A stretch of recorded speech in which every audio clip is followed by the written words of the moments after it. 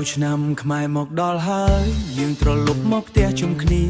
ប្រុសស្រីរំលេងជាមួយគ្នាក្រោមពន្លឺព្រះច័ន្ទចូលឆ្នាំខ្មែរមកដល់ហើយយើងត្រឡប់មកផ្ទះជុំគ្នាច្រូតកាត់មកផ្ទះជុំគ្នា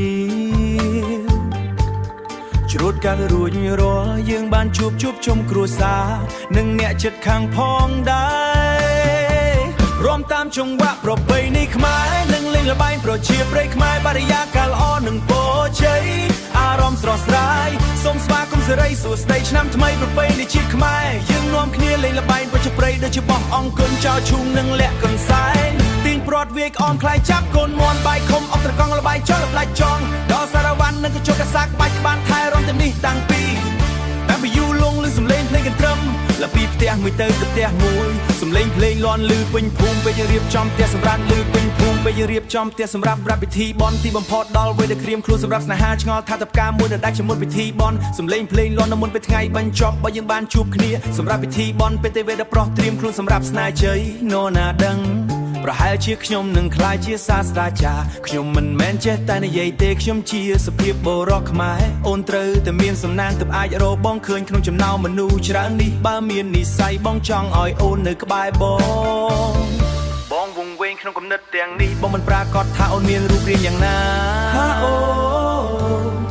អូខ្ញុំចង់មានស្នេហាតែខ្លាចគេចំអហាអូខ្ញុំចង់ប្រាប់ម្ដាយខ្ញុំតែខ្លាចមិនព្រមទទួលយក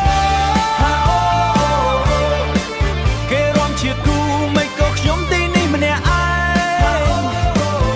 ចូលឆ្នាំខ្មែរមកដល់ហើយយើងត្រឡប់មកផ្ទះជុំគ្នាប្រុសស្រីរំលែងជាមួយគ្នាក្រោមពឺព្រះច័ន្ទចូលឆ្នាំខ្មែរមកដល់ហើយយើងត្រឡប់មកផ្ទះជុំគ្រួយើងបញ្ជុំគ្រួសារនៅជិតខាងផងដែរ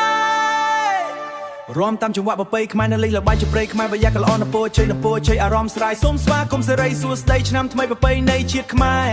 សង្ក្រាន្តមានតែ3ថ្ងៃទេប៉ុន្តែបើអូនមានសង្សារទុកឲ្យគេអ្នកចេញឲ្យអូនទៅចោះប៉ុន្តែបើអូនមានសង្សារហើយទុកឲ្យគេអ្នកចេញឲ្យអូនទៅចោះក្រៃលោននៅតែឆ្ងល់ចូលឆ្នាំខ្មែរយើងមានរឿងជា3ថ្ងៃអូនឲ្យសួរបងបានគ្រប់យ៉ាងអូនសម្លាញ់